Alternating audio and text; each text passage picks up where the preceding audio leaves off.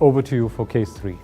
This is Sarah, and Sarah is 36, and she's had very occasional, she tells me she's had very occasional mild asthma since her childhood. Although when I explore that, she doesn't really have any hard evidence for it being mild. It's just that it's only troubled her occasionally. She takes no regular medications for it.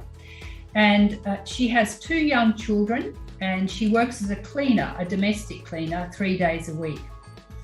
And the last couple of weeks, she's found that her usual activities are causing her to become much more breathless and to develop some chest tightness associated with her shortness of breath.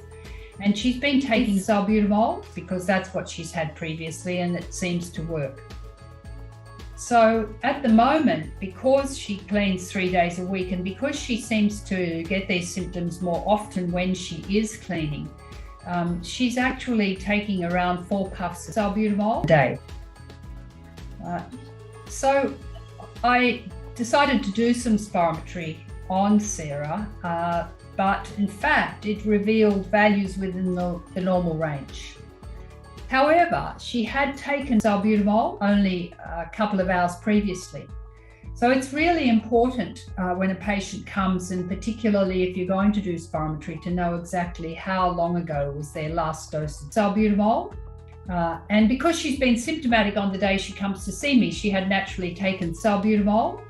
So when I really start to go through aspects of her asthma, and we'll go on to what I did next, she also raises a possibility, and she's obviously quite concerned that I know about this, because she mentions it very early in the piece, suspecting that I am going to want to give her some more treatment for her asthma.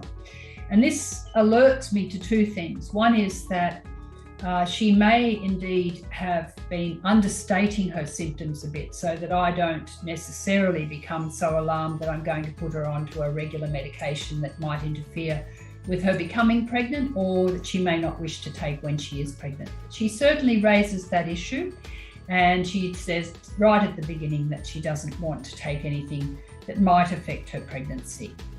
Sure. And Christine, patients like Sarah are common across the world. It's a very, very common situation. What's your approach?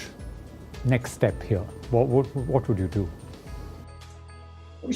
I understand she's a young woman, and I think young people, young adults don't expect themselves to have a chronic illness that is going to require a regular medication. So you do have a challenge, and it's important that you recognise that it's not an easy thing for many young adults to accept that they need to take a medication day by day, or that something that they've experienced intermittently, like asthma, is something that is actually, as Christopher said, it is a persistent inflammatory process, and it may not be causing symptoms every single day, or those symptoms may be readily relieved by something like salbutamol. However, the inflammatory process is ongoing, and if it's not treated appropriately, if the root cause isn't treated, then there may be long-term airway damage. So I do see this as a challenge, but an enjoyable one, and it's one in which I hope that I'd be able to explain to the patient the nature of asthma. It's not an intermittent disease, it's there all the time. It's an inflammatory disease, and it needs treatment that addresses the inflammation, not just that treats the symptoms. And I usually liken using salbutamol, finger in the dike. It's simply stopping a moment that threatens to be more catastrophic, but it's not doing anything to treat the long-term probability of having symptoms and having problems from the disease. Sure. But Christine, a Sarah-like patient is going to come back to you and say, I had 2 young children, I never had a problem there, so why do we need to review anything major over here? How would you respond to that? Yes, I'm going to say I understand, Sarah, and it's not easy to accept that, something like asthma just occurs out of the blue and then affects you quite profoundly, and if you don't treat it, it may go on to affect you even more seriously. So I would normally want to embark on some kind of tests that would help her to appreciate that it's not just a matter of having symptoms time, but that she actually has a problem that needs to be treated in the more long term. And so I think the next steps with her are both to explore her symptoms a bit more significantly and ascertain what her asthma control really is, but also to do some objective tests. She does need to have spirometry performed, and we do need to see what her lung function is like without Ventolin. Sure. And what percentage of pregnant women have a problem, Christine, with taking a steroid inhaler? Many pregnant women will have a problem with taking any medication, and they will be very, very, very reluctant to take anything. So again, it's important to explain to the patient that once you've demonstrated that they definitely have asthma and that asthma is a significant issue that if it's not treated could cause them a lot more problems, then you need to explain to them, in particular in the context of pregnancy, if asthma isn't treated, in fact, it's more serious for the baby and for the mother. It's not just a matter of the mother deciding that she will put up with symptoms, but the baby has a worse outcome potentially if the asthma isn't treated. And now we know from some very nice studies in pregnancy that not only do inhaled steroids reduce the risk of the mother having an asthma episode and therefore reduce the likelihood of the baby having any period of hypoxemia, but also that babies born to mothers whose asthma is well controlled during the pregnancy are less likely to have wheezing illness and asthma later in life.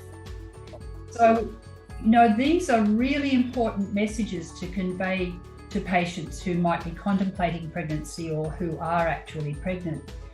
It's not just a matter of protecting your own health, it's a matter of protecting your baby's health. And it's not just your baby right now while you're pregnant, but it's actually your baby's health in the first few years of their life. They're less likely to have wheezing illness. And at age 6, they're less likely to have asthma. If you have asthma, but it has been well controlled during your pregnancy with a preventative medication. So, those are the sorts of messages that I'd be trying very, very hard to convey and help. I know those are not obvious things. And so, again, it goes back to Christopher's point. We have this knowledge. We should not be possessive of it. It belongs to patients. They have a right to know these things and to make judgments about their management based on a real expansion of their knowledge. Yeah, but this was fantastic advice, I think. And I wasn't aware of it myself, that outcomes for asthma in the children are also better when the mother takes inhaled steroid through the pregnancy. So safe medication for the mother, safe for the child, and safe for the child not just now, as you said, but even after. I think great messages, Christine. Any particular device you would prefer in pregnancy, or is it could be MDI or DPI, or do you have a choice there? In this situation, as in all the situations when I'm prescribing a new inhaler, I'd actually want to talk to the patient about the possibilities and also see whether or not they were able to use a dry powder inhaler versus a metered dose inhaler more effectively.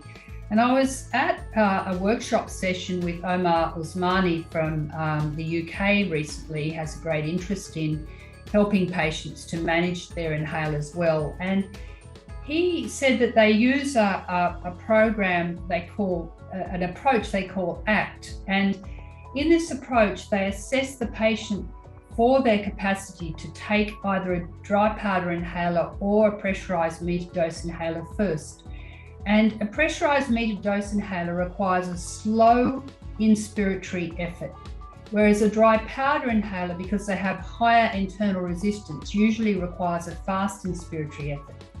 So if your patient has difficulty with a fast inspiratory effort, they may well be better using a metered dose inhaler, an aerosol, because they can inhale that more slowly over 3 to 5 seconds, or else you can attach a spacer device to it.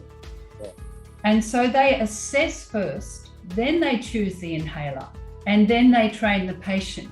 And that's the opposite way around to how we often do it. We often choose the inhaler, train the patient, and then assess. And I thought it was very interesting, that particular approach. And I would still regard inhaler choice as very important, because we have such a range of inhaled steroids. So I'd be wanting to put her onto an inhaled steroid, but I would first of all want to do some tests. And those tests would help me decide what dose she needed. And the tests that I'd be wanting to do, I'd want to assess her asthma control, repeat her spirometry without the short-acting beta agonist beforehand. Look at the occupational risks. This is really important. She's exposed to a lot of aerosols. She's exposed to a lot of cleaning agents. There are all sorts of fumes that come off these agents, and she may well be getting some occupational asthma. Sure. So I think that's important. And then, as I said, I'd be talking to her about her concerns, trying to explore her apprehensions, trying to address them where I could, and also help me to understand her fears about pregnancy and medication, so that I could talk to her about the best approach for managing this situation. And as I said, then assess her preferred device, and then explain why I'd be choosing an inhaled steroid and in the preferred device. And then I'd be assessing how well she used it after I'd hopefully trained her well. And I want to review her and make sure that it was actually working effectively for her. Sure. Just a final question on this case, Christine. Spirometry in pregnancy, would you make a blanket statement safe, or would you sometimes have to discuss with the gynecologist if there's a low-lying placenta late in pregnancy, that this could be a worry? I think a lot of GPs are concerned about how safe it is to send their patients for spirometry. And the second question was, how often would you review them as a specialist during their pregnancy? Yes, two good questions. So to go first to the issue of spirometry, I certainly might be concerned later in pregnancy if this woman had any history of, for instance, previous obstetric complications or prolapse, or anything that made me concerned that she could potentially, with a forced expiration, risk an early onset of labour. But that would really only be late in pregnancy. Sure. And in this situation where this young lady, Sarah, is anticipating becoming pregnant, I'm not worried at all. And I certainly wouldn't be worried in first or second trimester. The one thing I would need to say, though, is that, of course, as we know, as the baby gets bigger, the vital capacity reduces in pregnant women. So there is a chance that you could underestimate the severity of airflow limitation. And you might choose just to use a peak flow meter and look at variability at home rather than do formal spirometry, depending on the stage of pregnancy and how well the patient responds to the idea of self-monitoring. Sure. And the follow-up, would you leave it to the primary care physician, or would you need to see the patient a couple of times maybe? Or because of the importance of achieving good control during pregnancy, I would probably want to see Sarah one more time, and I probably would choose to do that in 2 to 3 months. And again, for the reasons Christopher says, I can't see her nearly as often as her primary care physician can see her. So I'd be encouraging her to go back and to see her primary care doctor every 4 to 6 weeks for the first 3 to 4 months, so that, they're absolutely on track. Any apprehension she has, any sort of lack of adherence, and perhaps she's sort of decided, I'm pretty good now, this will invariably happen, start inhaled steroids, I'm really good now, I don't need this. So, I think really being astute and alert to those sorts of reductions in medication that patients decide for themselves is very, very important in this situation. superb. I think this was a very, very relevant case, and that so many of us find challenging. Not just primary care physicians, even respiratory physicians, I think have a challenge sometimes in a pregnant woman. The obstetrician is worried about spirometry. I think you've given some great guidance there, Christine.